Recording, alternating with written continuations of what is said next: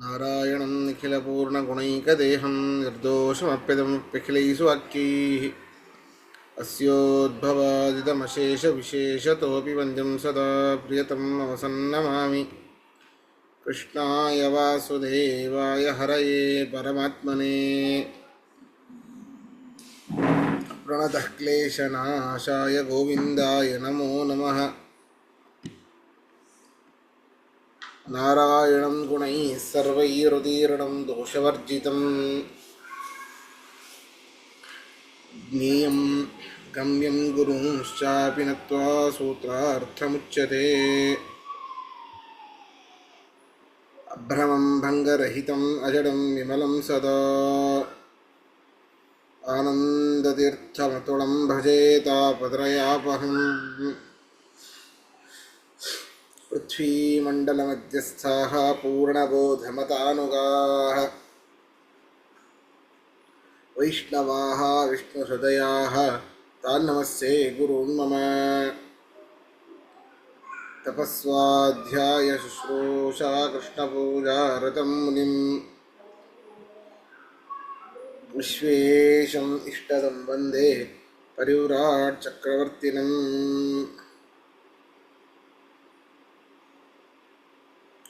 ಶ್ರೀ ಗುರುಭ್ಯೋ ನಮಃ. ಹರಿ ಓಂ.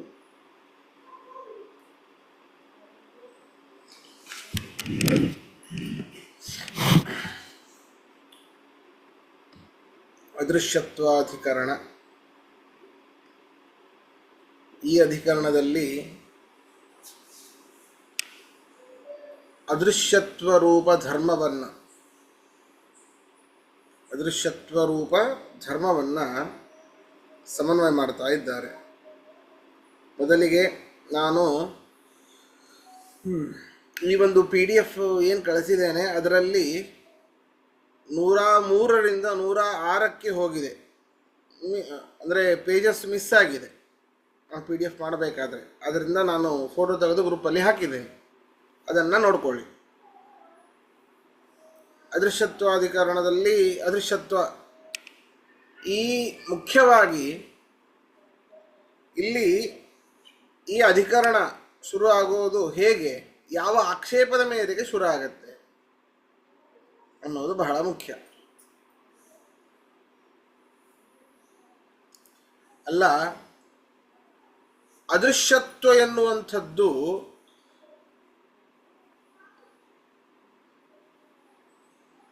ಲಕ್ಷ್ಮಿಯಲ್ಲೂ ಇದೆ, ಬ್ರಹ್ಮನಲ್ಲೂ ಇದೆ, ಚತುರ್ಮುಖ ಬ್ರಹ್ಮದೇವರಲ್ಲೂ ಇದೆ ಅಂತ ಶುರು ಆಗುತ್ತೆ. ಹಾಗಾದರೆ ಈ ಅದೃಶ್ಯತ್ವ ರೂಪ ಧರ್ಮ ವಿಷ್ಣುವಿನಲ್ಲಿ ಬರಲಿಲ್ಲ, ಮತ್ತೆ ಕೊನೆಗೆ ಅಲ್ಲಿಗೆ ಹೋಗಬೇಕು. ಅವನು ಜಿಜ್ಞಾಸ್ಯನಲ್ಲ.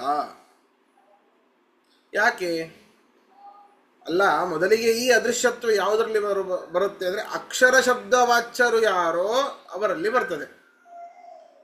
ಯಾರಪ್ಪ ಅಕ್ಷರ ಶಬ್ದ ವಾಚ್ಯರಾದವಳು? ಅಕ್ಷರ ಶಬ್ದ ವಾಚ್ಯರಾದವಳು ಯಾರು? ಲಕ್ಷ್ಮೀದೇವಿ. ಕೂಟಸ್ಥೋಕ್ಷರ ಲಕ್ಷ್ಮೀದೇವಿ. ಗೀತಾ ವಾಕ್ಯ.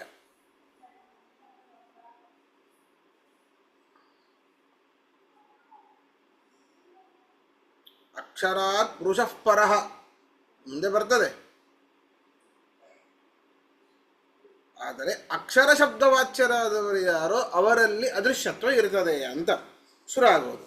ಆದ್ದರಿಂದಾಗಿ ಅಕ್ಷರ ಶಬ್ದವಾಚ್ಯತ್ವ ಯಾರಲ್ಲಿ ಬರ್ತದೆ ಅಂತ ಹುಡುಕ್ತಾ ಹೋದಾಗ ಲಕ್ಷ್ಮೀದೇವಿ, ಅಲ್ಲಿ ಅದೃಶ್ಯ ಯಾರು ಅಂತ ಹುಡುಕ್ತಾ ಹೋದ ಚತುರ್ಮುಖ ಅಂತ ಸಿಗ್ತದೆ.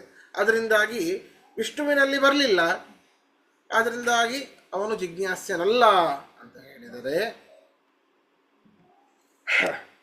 ಅದಕ್ಕೆ ಅವರು ಹೇಳ್ತಾ ಇದ್ದಾರೆ ಈ ಒಂದು ಅಧಿಕರಣ ಅಲ್ಲಿಂದ ಶುರು ಆಗತ್ತೆ.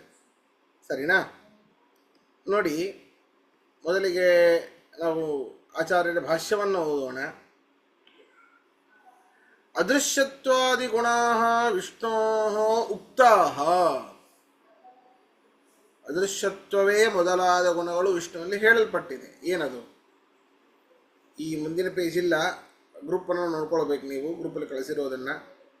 ತತ್ರ ಯತ್ತದದ್ರೇಶ್ಯಮಗ್ರಾಹ್ಯಮಗೋತ್ರ ವರ್ಣಂ ಅಚಕ್ಷುಶ್ರೋತ್ರಂ ತದಪಾಣಿ ಪಾದಂ.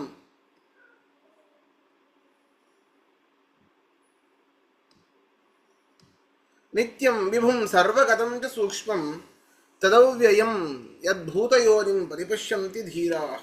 ಇದೊಂದು ಇಟ್ಟುಕೊಂಡು ಅದ್ವೈತಿಗಳು ಬಾಬಾ ಬಾಬಾ ಹೀಗೆ ಮಾತಾಡ್ತಾರೆ. ಪರಮಾತ್ಮನ ಸ್ವರೂಪವನ್ನು ಹೇಳ್ತಾ ಇದ್ದಾರೆ. ಅದ್ರೇಶ್ಯ ಇಸ್ ಈಕ್ವಲ್ ಟು ಅದೃಶ್ಯ ಅಂತ ಅರ್ಥ. ಪರಮಾತ್ಮನ ಸ್ವರೂಪ ಹೇಗೆ ಗೊತ್ತಾ? ಯತ್ ಅದ್ರೇಶ್ಯಂ ಅಗ್ರಾಹ್ಯಂ ಅಗೋತ್ರಂ ಅವರ್ಣಂ ಅಚಕ್ಷು ಶ್ರೋತ್ರಂ ತದಪಾಣಿಪಾದಂ. ಹೇಗೆ ನೋಡಿ, ನ ದೃಶ್ಯಂ ಅದೃಶ್ಯಂ, ಯತ್ತದ್ ಅದ್ರೇಶ್ಯಂ ಅಗ್ರಾಹ್ಯಂ ನ ಗ್ರಾಹ್ಯಂ ಅಗ್ರಾಹ್ಯಂ. ಯಾರನ್ನ ಗ್ರಹಿಸಲ್ಪಡೋದಿಲ್ಲವೋ, ಯಾರು ನಮ್ಮ ಕಣ್ಣಿಗೆ ಕಾಣೋದಿಲ್ಲವೋ, ಅಗೋತ್ರಂ ಯಾರಿಗೆ ಗೋತ್ರವೇ ಇಲ್ಲವೋ, ಅವರ್ಣಂ ಅವನಲ್ಲಿ ಯಾವುದೇ ರೀತಿಯಂಥ ವರ್ಣವೇ ಇಲ್ಲವೋ, ಯಾವುದೇ ರೀತಿಯ ಗುಣಗಳೇ ಇಲ್ಲವೋ, ಅಚಕ್ಷುಹು ಅವನಿಗೆ ಕಣ್ಣೇ ಇಲ್ಲವೋ, ಅಶ್ರೋತ್ರಂ ಕಿವಿಯೇ ಇಲ್ಲವೋ, ಅವರ್ಣಂ ಪ್ರಾಕೃತ ಬಣ್ಣ ಇಲ್ಲವೋ, ತದಪಾಣಿ ಪಾದಂ ಅಪಾಣಿ ಅಪಾದಂ ಕಾಲು ಇಲ್ಲ ಕೈಯೂ ಇಲ್ಲ ಅಂತ. ಇದು ಪರಮಾತ್ಮನ ಸ್ವರೂಪ. ಅಷ್ಟೇ ಅಲ್ಲ, ನಿತ್ಯಂ ವಿಭುಂ ಸರ್ವಗತಂ ಸುಸೂಕ್ಷ್ಮಂ ತದವ್ಯಯಂ ಯದ್ಭೂತಯೋನಿಂ ಪರಿಪಶ್ಯಂತಿ ಧೀರಾಃ. ಹೀಗೆ ಪರಮಾತ್ಮನಲ್ಲಿ ಅವರ್ಣ, ಇದನ್ನು ಇಟ್ಟುಕೊಂಡು ನಿರ್ಗುಣ ನಿರಾಕಾರ ಅಂತ ಶುರು ಮಾಡ್ತಾರೆ. ವೈದಿಕ ವಾಕ್ಯ, ಇದಕ್ಕಿಂತ ಇನ್ನೇನು ಬೇಕು? ಅದರಿಂದ ಹೀಗೆ ಅರ್ಥ ಮಾಡೋದಲ್ಲ. ಅಗ್ರಾಹ್ಯ ಯತ್ತದ್ ಅದ್ರೇಶ್ಯಂ, ಹೌದು ಒಪ್ಪೋಣ, ಅದ್ರೇಶ್ಯಂ ಯತ್ತದ್ ಅದ್ರೇಶ್ಯಂ. ಪರಮಾತ್ಮ ಕಣ್ಣಿಗೆ ಕಾಣೋದೇ ಇಲ್ಲ ಅಂತ ಅರ್ಥ ಅಲ್ಲ. ಹಾಗಾದರೆ ಯಾರಿಗೂ ಕೂಡ ಇಲ್ಲಿಯ ತನಕ ಅಪರೋಕ್ಷ ಜ್ಞಾನ ಬಂದೇ ಇಲ್ಲ ಅಂತ ಅರ್ಥ. ಅಪರೋಕ್ಷ ಅಂದ್ರೆ ಏನು? ಪರಮಾತ್ಮ ಕಣ್ಣಿಗೆ ಕಂಡದ್ದು. ಹಾಗಾಗಿ ಇವನಿಗೆ ಪ್ರಹ್ಲಾದರಿಗೂ ಕಂಡಿದ್ದು ಸುಳ್ಳು ಅಂತ ಆಗಬೇಕು. ಏನು ಅರ್ಥ? ಅದೃಶ್ಯ ಅಂತಂದ್ರೆ ಪರಮಾತ್ಮನ ಸಂಪೂರ್ಣವಾಗಿ ನೋಡ್ಲಿಕ್ಕಾಗೋದಿಲ್ಲ. ಅಗ್ರಾಹ್ಯ ಅವರ ಯೋಗ್ಯತೆ ತಕ್ಕಷ್ಟು ಮಾತ್ರ ಅವನು ಗ್ರಹಿಸಲ್ಪಡ್ತಾನೆ ಹೊರತು ಸಂಪೂರ್ಣವಾಗಿ ಇನ್ನು ಲಕ್ಷ್ಮೀದೇವಿಗೂ ಗ್ರಾಹ್ಯನಲ್ಲ. ನೋಡ್ರಿ, ವಿಚಾರ ಮಾಡಿ, ನಮ್ಮ ಎಂಥ ಪಾಮರರು. ಪ್ರತಿನಿತ್ಯ ಸೇವೆ ಮಾಡ್ತಾ ಇರ್ತಾಳೆ, ಕಾಲನ್ನು ಒತ್ತಾ ಇರ್ತಾಳೆ. ಲಕ್ಷ್ಮೀದೇವಿಗೆ ಅಗ್ರಾಹ್ಯ ಅವನು.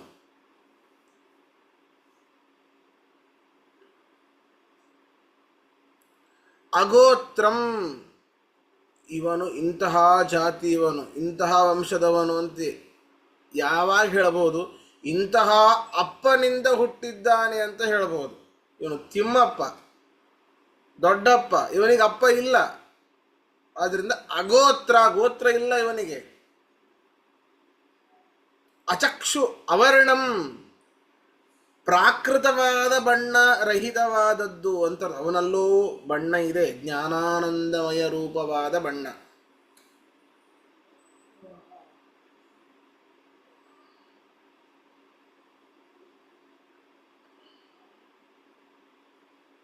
ವಿಶ್ವಾಧಾರಂ ಗಗನ ಸದೃಶಂ ಮೇಘವರ್ಣಂ ಶುಭಾಂಗಂ. ನೋಡಿ, ಮೇಘವರ್ಣ ಇದೆ. ಮೇಘದಲ್ಲಿ ಯಾವ ರೀತಿ ಬಣ್ಣ ಇದೆಯೋ ಅದೇ ರೀತಿಯೇ ಬಣ್ಣ ಇರೋದು. ಆದರೆ ಮೇಘದಲ್ಲಿ ಯಾವ ರೀತಿ ಬಣ್ಣ ಸೃಷ್ಟಿಯಾಯಿತು, ಯಾವ ಒಂದು ಪದಾರ್ಥಗಳಿಂದ ಸೃಷ್ಟಿಯಾಯಿತು, ಪ್ರಕೃತಿ ಸಂಬಂಧವಾಗಿ ಯಾವ ಒಂದು ಬಣ್ಣಗಳಿಂದ ಯಾವ ಒಂದು ವಸ್ತುಗಳು ಸೃಷ್ಟಿಯಾಯಿತು, ಅಂತಹ ವಸ್ತುಗಳಿಂದ ಸೃಷ್ಟಿಯಾದ ಬಣ್ಣ ಅಲ್ಲ. ಮೇಘವರ್ಣವೇನೆ, ಪ್ರಕೃತಿ ಬಂಧಕ್ಕೆ ಸಿಲುಕಿದ್ದು ಅಲ್ಲ.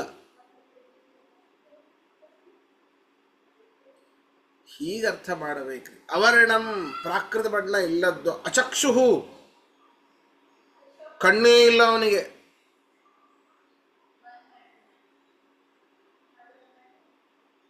ಅಚಕ್ಷುಹು, ಪ್ರಾಕೃತ ಕಣ್ಣು ಇಲ್ಲದ ಈ ರೀತಿ ಪಾಂಚಭೌತಿಕವಾದ ಪ್ರಾಕೃತ ರಕ್ತ ಗುಡ್ಡೆ ನರಗಳು ರಹಿತವಾದಂತಹ ಕಣ್ಣು ಪರಮಾತ್ಮನದ್ದು. ತದಪಾಣಿಪಾದಂ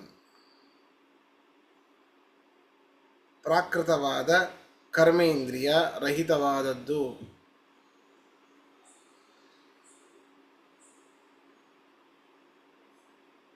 ವಾಕ್ಪಾದ ಪಾಯು ಉಪಸ್ಥ, ವಾಕ್ಪಾದ ಪಾಣಿ ಪಾಯು ಉಪಸ್ಥ.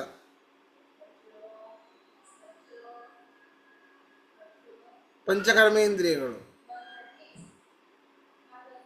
ಪ್ರಾಕೃತವಾದದ್ದು ಇಲ್ಲ ಪರಮಾತ್ಮನಿಗೆ. ಎಲ್ಲ ಅವಯಗಳು ಶುಭಾಂಗಂ ಅಂತ ಹೇಳ್ತಾ ಇದ್ದಾರೆ. ಅಷ್ಟೇ ಅಲ್ಲ, ಇನ್ನೊಂದು ರೀತಿನ ಅರ್ಥ ಮಾಡಬಹುದು. ಪರಮಾತ್ಮನಿಗೆ ಪರ್ಟಿಕ್ಯುಲರ್ ಆಗಿ ಇದನ್ನೇ ಕಣ್ಣು ಅಂತ ಹೇಳಿಕ್ಕಾಗೋದಿಲ್ರಿ, ಇದೇ ಕೈ ಅಂತ ಹೇಳಿಕ್ಕಾಗೋದಿಲ್ಲ. ಯಾಕೆ ನಾವು ಕಣ್ಣು ಅಂತ ಹೇಳುತ್ತೇವೆ? ನಾವು ಕಣ್ಣಿನಿಂದ ಕಾಣ್ತೇವೆ, ಆದ್ರಿಂದ ಇದನ್ನು ಕಣ್ಣು ಅಂತ ಹೇಳುತ್ತೇವೆ. ಮೂಗಿಂದ ಕಾಣ್ಲಿಕ್ಕಾಗೋದಿಲ್ಲ, ಕಿವಿಯಿಂದ ಆಘ್ರಾಣಿಸ್ಲಿಕ್ಕಾಗೋದಿಲ್ಲ, ಕಣ್ಣಿಂದ ನಡಿಲಿಕ್ಕಾಗೋದಿಲ್ಲ. ಪರಮಾತ್ಮನದು ಹಾಗಲ್ಲ. ಕೈಯಿಂದ ನೋಡ್ತಾನೆ, ಕಣ್ಣಿಂದ ನಡಿತಾನೆ, ಕಿವಿಯಿಂದ ಆಘ್ರಾಣಿಸ್ತಾನೆ, ಕಾಲಿಂದ ತಿಂತಾನೆ. ಅಚಿಂತ್ಯದ್ಭುತ ಶಕ್ತಿ. ಆದ್ರಿಂದ ಅವನಿಗೆ ಇದು ಕಣ್ಣು, ಇದು ಕಾಲು, ಕೈ ಅಂತ ಹೇಗೆ ಹೇಳ್ತೀರಿ ಪರ್ಟಿಕ್ಯುಲರ್ ಆಗಿ? ಅದಕ್ಕೂ ಹೇಳಿದ್ದು ಅಚಕ್ಷು ಶ್ರೋತ್ರಂ ತದಪಾಣಿಪಾದ. ಓ, ಈಗ ನಾಶ ಆಗ್ಬಿಡ್ಬೋದು, ಅವನು ಸ್ವಲ್ಪ ದಿನ ಇರ್ತಾನೆ ಅಷ್ಟೇ. ನಿತ್ಯಂ, ನಿತ್ಯವಾಗಲೂ ಇದ್ದಾನೆ, ಅನಾದಿ ಕಾಲದಿಂದ ಇದ್ದಾನೆ, ನಾಶವೇ ಇಲ್ಲ ಅವನಿಗೆ, ಮುಂದೂ ಕೂಡ ನಿತ್ಯವಾಗಲೂ ಇರ್ತಾನೆ. ವಿಭುಂ, ಎಲ್ಲಿದ್ದಾನೆ? ಎಲ್ಲ ಕಡೆಯಲ್ಲೂ ಇದ್ದಾನೆ. ಎಲ್ಲ ಕಡೆ ಎಲ್ಲೆಲ್ಲಿ ಖಾಲಿ ಜಾಗ ಇದೆ ಅಲ್ಲಿ ಮಾತ್ರ ಇರಬಹುದು. ಈಗ ನಾವೆಲ್ಲ ಈ ನೆಲದ ಮೇಲೆ ಎಲ್ಲಿ ಖಾಲಿ ಜಾಗ ಇದೆ ಅಲ್ಲಿ ಮಾತ್ರ ನಾವು ಕೂಡಬಹುದು. ಹಾಗೆ ಎಲ್ಲೆಲ್ಲಿ ಖಾಲಿ ಜಾಗ ಇದೆ ಅಲ್ಲಿ ಮಾತ್ರ ಇದ್ದಾನೆ ಪರಮಾತ್ಮ. ಅಲ್ಲ, ಸರ್ವಗತಂ, ಎಲ್ಲೆಲ್ಲಿ ಖಾಲಿ ಜಾಗ ಇದೆ ಅದು ಬಿಟ್ಟು ಎಲ್ಲೆಲ್ಲಿ ಖಾಲಿ ಜಾಗ ಇಲ್ವೋ, ಅರ್ಥಾತ್ ಎಲ್ಲೆಲ್ಲಿ ವಸ್ತುಗಳು ತುಂಬಿದೆಯೋ ಆ ವಸ್ತುಗಳಲ್ಲೂ ಪರಮಾತ್ಮ ಇದ್ದಾನೆ. ಸರ್ವಗತಂ. ಅಯ್ಯೋ, ಇದ್ದ ಮೇಲೆ ಕಾಣಬೇಕಲ್ಲ ಆಚಾರ್ಯ. ಇಲ್ಲಿ ಮಂಚ, ಚೇರು, ಮಿಷನ್ನು, ಅದು ಇದು ಬಟ್ಟೆಗಳೆಲ್ಲ ಎಲ್ಲ ಕಡೆ ಕಾಣಿಸ್ತಾ ಇದೆ, ಕಾಣಿಸ್ಬೇಕಲ್ಲ. ಸುಸೂಕ್ಷ್ಮಂ, ಬಹಳ ಸೂಕ್ಷ್ಮ ಅಪ್ಪ ಅವನು.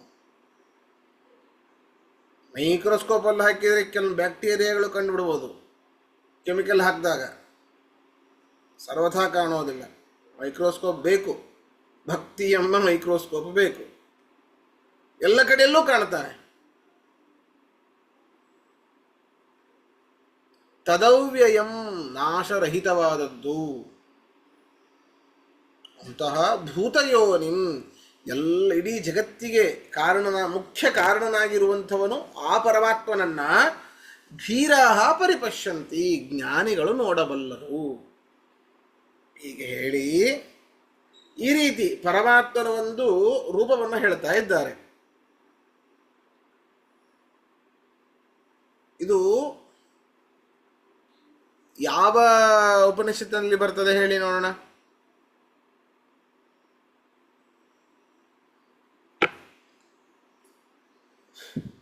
ಮುಂಡಕೋಪನಿಷತ್ತಿನಲ್ಲಿ ಬರ್ತದೆ. ಮಂಡೋಕ.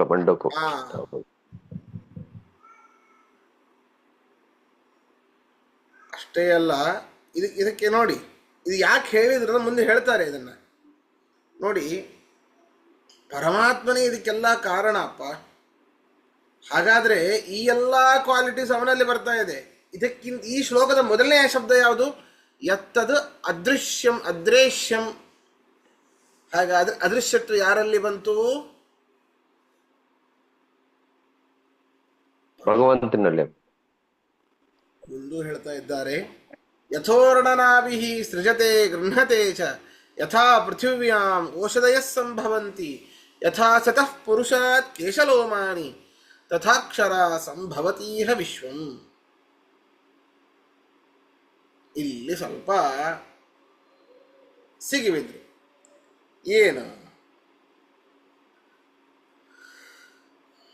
ಅದೇ ಹೇಳಿದೆ, ಅದೃಶ್ಯತ್ವ ಯಾರಲ್ಲಿ ಇದೆ? ಅಕ್ಷರನಲ್ಲಿ ಇದೆ. ಅಕ್ಷರ ಯಾರು ಅನ್ನೋದು ಗೊತ್ತಾಗತ್ತೆ ಇಲ್ಲಿ. ಇದನ್ನು ಹಿಡ್ಕೊಂಡು ಹೇಳ್ತಾ ಇದ್ದಾರೆ. ಇದೆಲ್ಲವೂ ಕೂಡ ಅದೃಶ್ಯತ್ವ. ಆ ಅದೃಶ್ಯತ್ವವನ್ನು ಶಬ್ದ ಬರಲಿಕ್ಕೆ ಈ ಒಂದು ಮುಂಡಕ ಒಂದು ಉಪನಿಷತ್ತಿನ ಒಂದು ಶ್ಲೋಕವನ್ನು ತಗೊಂಡಿದ್ದು. ಸರಿ, ಈ ಅದೃಶ್ಯನಾದವನು ಏನೇನು ಮಾಡ್ತಾನೆ? ಯಥಾ ಊರ್ಣನಾಭಿ ಸೃಜತೆ. ಊರ್ಣನಾಭಿ ಅಂತಂದ್ರೆ ಜೇಡ ಅಂತ ಅರ್ಥ, ಸ್ಪೈಡರ್. ಈ ಜಗತ್ತನ್ನು ಪರಮಾತ್ಮ ಹೇಗೆ ಸೃಷ್ಟಿ ಮಾಡ್ತಾನೆ ಗೊತ್ತಾ? ಈ ಜಗತ್ತು ಅಕ್ಷರಾತ್ ವಿಶ್ವಂ ಸಂಭವತಿ. ಅಕ್ಷರಾತ್ ನಾಶರಹಿತನಾದ ಆ ಪರಮಾತ್ಮನಿಂದ ವಿಶ್ವಂ ಈ ಜಗತ್ತು ಸಂಭವತಿ ಹುಟ್ಟುತ್ತದೆ. ಹೇಗೆ? ಯಥಾ ಹೇಗಂದರೆ ಊರ್ಣನಾಭಿ ಸೃಜತೆ ಗೃಹತೆ ಚ. ಸೃಷ್ಟಿ ಮಾಡೋನು ಅವನೇ, ಪರಮಾತ್ಮನೇ. ಲಯಕರ್ತನು ಪರಮಾತ್ಮನೇ. ಹೇಗೆ ಗೊತ್ತಾ? ಜೇಡ ಇದ್ದ ಹಾಗೆ. ಜೇಡ ಎಲ್ಲಿ ಹುಳಗಳು ತುಂಬ ಓಡಾಡ್ತಾ ಇರ್ತವೆ, ಅಲ್ಲಿ ಬಲೆ ಕಟ್ಟತ್ತೆ ಮೂಲೆ ಮೂಲೆಗೆ.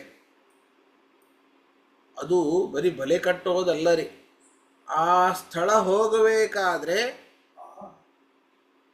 ಅದು ಬೇಡ ಅಂತ ಅನಿಸ್ತು ಅಂತಂದ್ರೆ ವಾಪಸ್ಸು ಕಟ್ಟಿರೋ ಬಲೆಯನ್ನ ತನ್ನ ಹೊಟ್ಟೆಯಲ್ಲಿ ಮತ್ತೆ ತಗೊಳ್ಳುತ್ತೆ.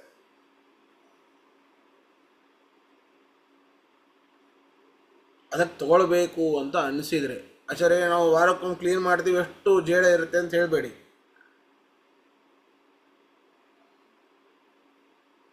ತಗೊಳತ್ತಂತ. ಯಥಾ ಊರ್ಣನಾಭಿ ಸೃಜತೆ ಗೃಹತೆ ಚ. ಹೇಗೆ? ಊರ್ಣನಾಭಿ. ಊರ್ಣನಾಭಿ ಅಂದರೆ ಸ್ಪೈಡರ್ ಅಂತ ಅರ್ಥ. ಜೇಡ. ಜೇಡ ಅದು ಹೇಗೆ ಬಿಡುತ್ತೆ ಮತ್ತೆ ವಾಪಸ್ಸು ತಗೊಳುತ್ತೆ. ಸೃಜತೆ ಸೃಷ್ಟಿ ಮಾಡುತ್ತೆ ಜೇಡರ ಬಲೆಯನ್ನ. ಗೃಹತೆ ಚ. ಯಥಾ ಪೃಥಿವ್ಯಾಂ ಓಷಧಯ ಸಂಭವಂತಿ. ಭೂಮಿಯಲ್ಲಿ ಸಸ್ಯಾದಿಗಳು ಹುಟ್ಟುತ್ತವೆ. ಹೇಗೆ ಹುಟ್ಟುತ್ತವೆ? ಅದು ಪರಮಾತ್ಮನ ಕಾರಣ.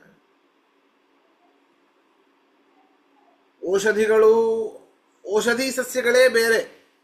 ಈ ಅನ್ನ ನಾವೆಲ್ಲ ತಿಳ್ಕೊಂಡಿರ್ತೇವೆ, ಬರೀ ಸನ್ಲೈಟ್ ಮಾತ್ರ ಬೇಕು ಗಿಡಗಳ ಬೆಳವಣಿಗೆಗೆ ಅಂತ.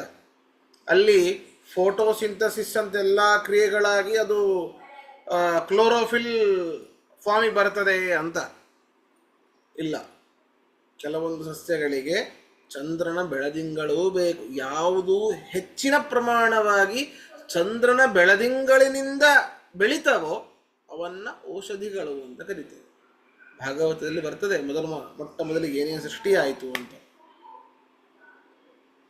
ಎಷ್ಟು ವಿಭಾಗ ನೋಡಿ. ಬರೀ ಒಂದು ವೃಕ್ಷ ಸಸ್ಯಗಳಲ್ಲಿ ಎಷ್ಟು ವಿಭಾಗ.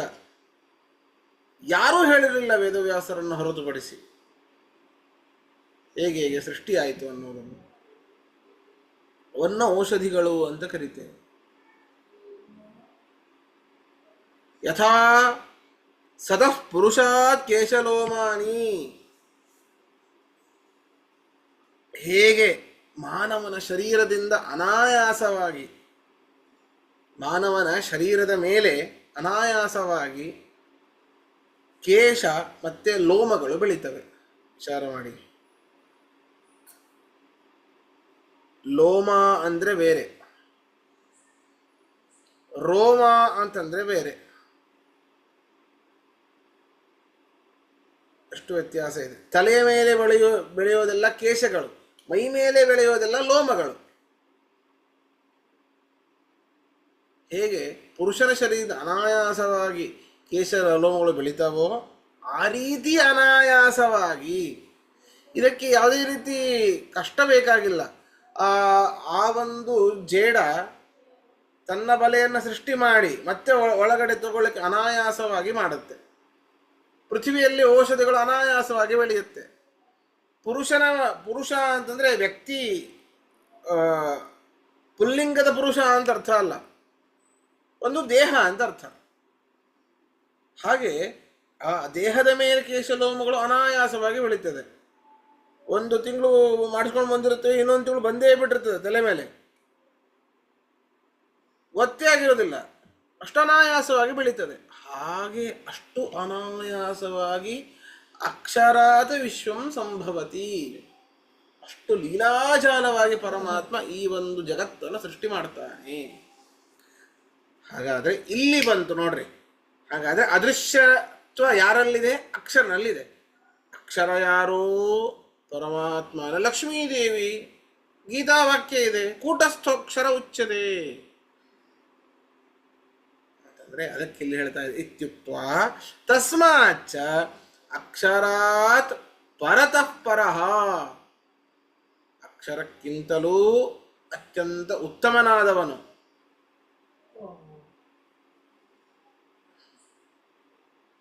ಯಾರು? ಪರಮಾತ್ಮ. ಇದಿ ಪರಃಪ್ರತೀಯತ ಇತಿ ಅತಃ ಅಬ್ರವೀತ್. ಆದ್ದರಿಂದ ಉತ್ತಮನಾದವನು ಇವನು ಅಂತ ನಮಗೆ ಗೊತ್ತಾಗತ್ತೆ. ಆದ್ದರಿಂದ ಈ ಒಂದು ಪರಮಾತ್ಮನೇನೆ ಅದೃಶ್ಯತ್ವ ಉಳ್ಳವನು, ಅದೃಶ್ಯತ್ವವನ್ನು ಉಳ್ಳವನು ಪರಮಾತ್ಮ ಅಂತ ಹೇಳ್ತಾ ಇದ್ದಾರೆ. ಅದಕ್ಕೆ ಹೇಳಲಿಕ್ಕೆ ಶುರು ಮಾಡಿದರು. ಅದರಿಂದ ಅದೃಶ್ಯ ಯಾರು ಅಂತ ಶಂಕೆ ಬಂದರೆ ಅಷ್ಟು ಶಂಕೆ ಪಡಬೇಡಿ. ಅದೃಶ್ಯತ್ವಾದಿ ಗುಣಕಃ ಧರ್ಮೋಕ್ತೇ, ಅದೃಶ್ಯತ್ವಾದಿ ಗುಣಕಃ ಧರ್ಮೋಕ್ತೇ. ಸೂತ್ರವನ್ನು ಹೇಳೋಣ.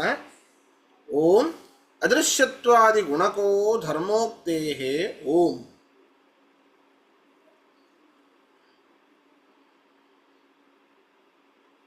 ಓಂ ಅದೃಶ್ಯತ್ವಾದಿ ಗುಣಕೋ ಧರ್ಮೋಕ್ತೇ ಓಂ. ಸೂತ್ರದಲ್ಲಿ ಬರುವಂತಹ ಶಬ್ದಗಳ ಅರ್ಥವನ್ನು ನೋಡೋಣ. ಅದೃಶ್ಯತ್ವಾದಿ ಗುಣಕಃ, ಅದೃಶ್ಯತ್ವವೇ ಮೊದಲಾದ ಗುಣಕಃ, ಗುಣಗಳುಳ್ಳವನು. ಗುಣಗಳುಳ್ಳವನು ಯಾರು ಗೊತ್ತಾ? ಅದು ವಿಷ್ಣುವೇನೆ. ಯಾಕೆ? ಧರ್ಮೋಕ್ತೇ, ಅವನ ಅನೇಕ ಧರ್ಮಗಳನ್ನೇ ಹೇಳಿರೋದ್ರಿಂದ, ಅವನ ಧರ್ಮಗಳೇ ಇವೆಲ್ಲ, ಇನ್ನೊಬ್ಬರಲ್ಲಿ ಸೇರ್ಲಿಕ್ಕೆ ಸಾಧ್ಯವೇ ಇಲ್ಲ. ಮುಂದೆ ಹೇಳ್ತಾ ಇದ್ದಾರೆ ನೋಡಿ, ಪ್ರಮಾಣಗಳನ್ನು ಕೊಡ್ತಾ ಇದ್ದಾರೆ. ಅದೇ ವಾಕ್ಯದಲ್ಲೇ ಬರುವಂತಹ ಅನೇಕ ಶಬ್ದಗಳ ಪ್ರಮಾಣವನ್ನು ಕೊಡ್ತಾ ಇದ್ದಾರೆ.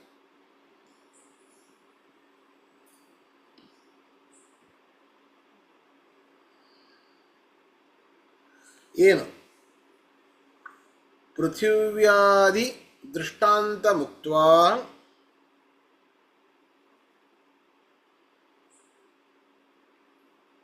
ಅಕ್ಷರಾತ್ ಸಂಭವತಿ ಇಹ ವಿಶ್ವಂ ಇತ್ಯತಃ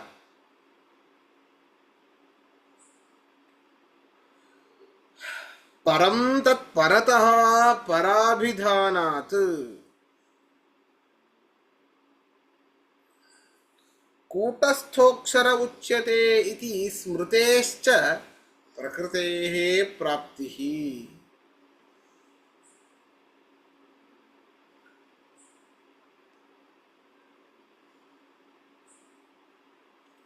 ಬ್ರಹ್ಮಶಬ್ದಾತ್ ತತ್ಪರತಃ ಪರಾಭಿಧ್ಯಾನಾದೇವ ಚ ಹಿರಣ್ಯಗರ್ಭಸ್ಯ.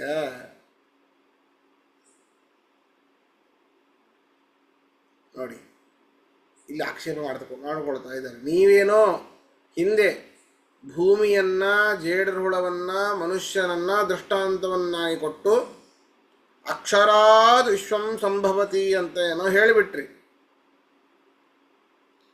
ಅದಕ್ಕಿಂತಲೂ ಉತ್ತಮವಾದ, ಅಕ್ಷರನಾದವನಿಗಿಂತಲೂ ಉತ್ತಮ ಎಂದು ಅತಃಪರಂ ಕೊನೆಗೆ ಹೇಳಿದ್ದೇನು? ಅಕ್ಷರನಲ್ಲಿ ಅದೃಶ್ಯತ್ವ ಇದೆ. ಅಲ್ಲ, ಅಕ್ಷರ ಅಂತಂದರೆ ಅದು ಲಕ್ಷ್ಮೀದೇವಿ. ಕೂಟಸ್ಥೋಕ್ಷರ ಉಚ್ಯತೆ ಅಂತ ಹೇಳ್ತಾ ಇದ್ದೆ. ಕೂಟಸ್ಥ ಅಂತಂದರೆ ಪ್ರಕೃತಿ. ಆ ಪ್ರಕೃತಿಗೆ ನಾವು ಏನಂತ ಹೇಳ್ತೇವೆ? ಅಕ್ಷರ ಅಂತ ಹೇಳ್ತೇವೆ. ಅದರಿಂದಾಗಿ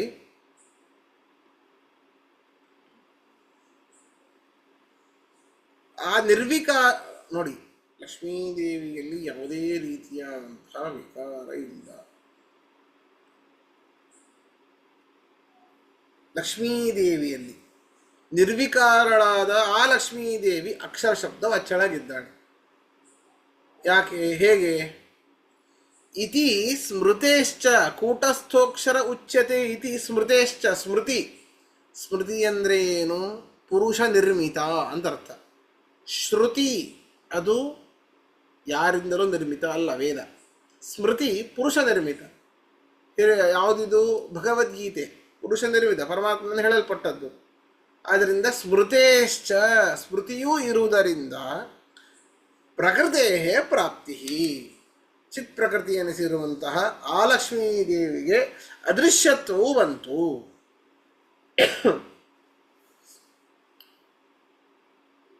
ಅಷ್ಟೇ ಅಲ್ಲಪ್ಪ, ಈಗ ನೀವು ಬ್ರಹ್ಮಶಬ್ದ ಅಂತ ಹೇಳ್ತಾ ಇದ್ದಾರೆ.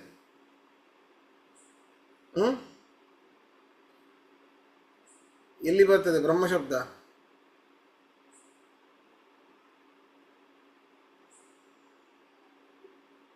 ಸೂತ್ರದಲ್ಲಿ ಮೊದಲನೇ ಸೂತ್ರ.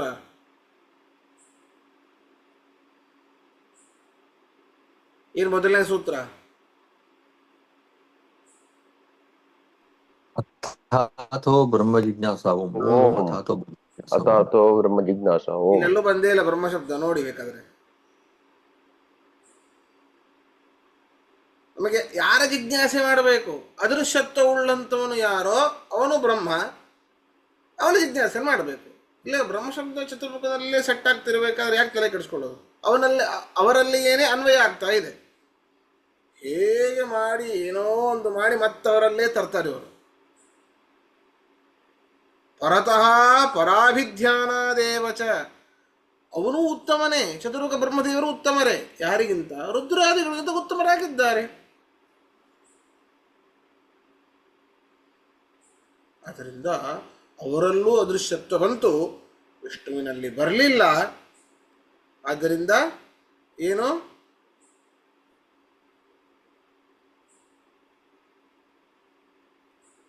ಅವನು ಬ್ರಹ್ಮನಲ್ಲ. ಇದು ವಿಷ್ಣುವಿನ ಧರ್ಮ ಆಗಲಿಲ್ಲ. ಅದರಿಂದಾಗಿ ವಿಷ್ಣುವನ್ನು ನಾವು ಜಿಜ್ಞಾಸೆ ಮಾಡಬಾರದು ಅಂತ ಆಕ್ಷೇಪ ಬಂದಿರೋದ್ರಿಂದಾಗಿ ಸೂತ್ರಕಾರರು ಹೇಳಿದ್ದು ಧರ್ಮೋಕ್ತೇಹೇ ತಮೇವ ವಿದ್ವಾನ್ ಅಮೃತ ಇಹ ಭವತಿ. ವಿದ್ವಾನ್ ಅಮೃತ ಇಹ ಭವತಿ. ತತ್ಕರ್ಮ ಹರಿತೋಷಂ ಯತ್. ತತ್ಕರ್ಮ ಹರಿತೋಷಂ ಯತ್. ಸಾ ವಿದ್ಯಾ ತನ್ಮತಿರ್ಯಯಾ.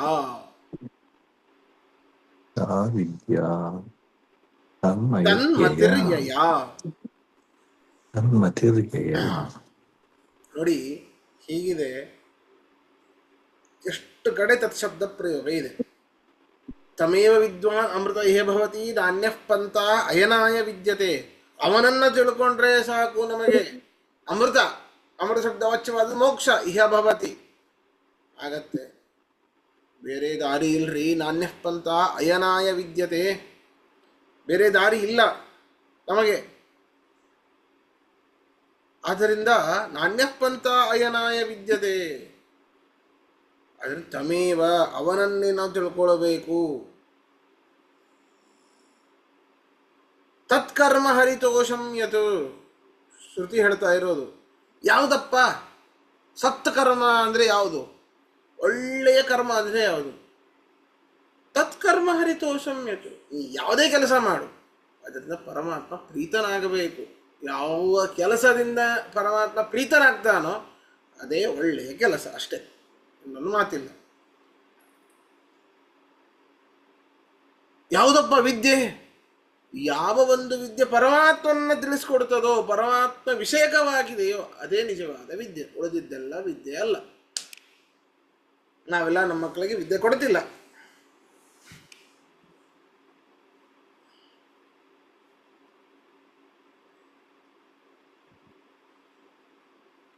ಕೊಡ್ತಿಲ್ಲ ನಾವೆಲ್ಲ.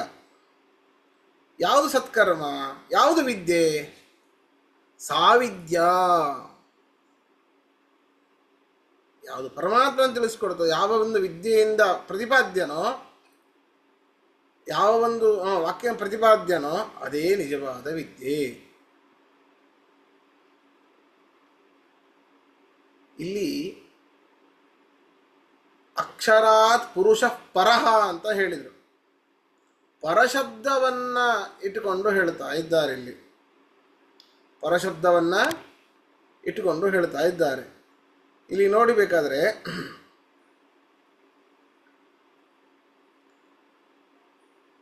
ಉತ್ತಮನಾದವನು ಯಾರು ಅಂತ ಎಲ್ಲ ಕಡೆ ಎಲ್ಲೋ ಬಂದಿದೆ. ಯಾರು ಉತ್ತಮನಾದವನು ಗೊತ್ತಾ? ಯಾರಿಂದ ಮೋಕ್ಷ ಸಿಗುತ್ತೋ ಅವನು ಉತ್ತಮನಾದವನು. ಯಾವ ಒಂದು ಕೆಲಸ ಮಾಡೋದ್ರಿಂದ ಯಾರಿಗೆ ಸಂತೋಷ ಆಗುತ್ತೋ ಆ ಕೆಲಸವೇ ಒಳ್ಳೆಯ ಕ್ರಿಯೆ. ಮೋಕ್ಷ ಕೊಡುವವನು ಯಾರೋ ಅಂಥವನಿಗೆ ನಾವು ಮಾಡುವಂಥ ಕೆಲಸವು ಯಾವುದು ಸಂತೋಷ ಕೊಡುತ್ತೋ ಅದೇ ನಿಜವಾದ ಸತ್ಕ್ರಿಯೆ.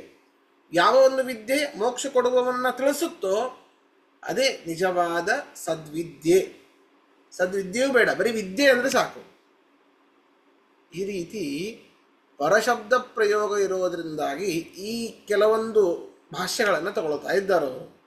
ಪರಶಬ್ದ ಪ್ರಯೋಗ ಇರೋದರಿಂದಾಗಿ ಈ ಒಂದು ಭಾಷ್ಯದಲ್ಲಿ ಇಷ್ಟೇ ಅರ್ಥ ಮಾಡ್ಕೊಳ್ಬೇಕು ನಾವು. ಇದರಲ್ಲಿ ಪ್ರಶ್ನೆ ಇದ್ರೆ ಕೇಳಿ, ಮುಂದೆ ಹೋಗೋಣ. ಇಲ್ಲ ಅಂದರೆ ಸಮಯವೂ ಇಲ್ಲ, ಇವತ್ತಿಗೆ ಎಷ್ಟು ಸಾಕು. ಇದರಲ್ಲಿ ಪ್ರಶ್ನೆ ಇದ್ರೆ ಕೇಳಿ.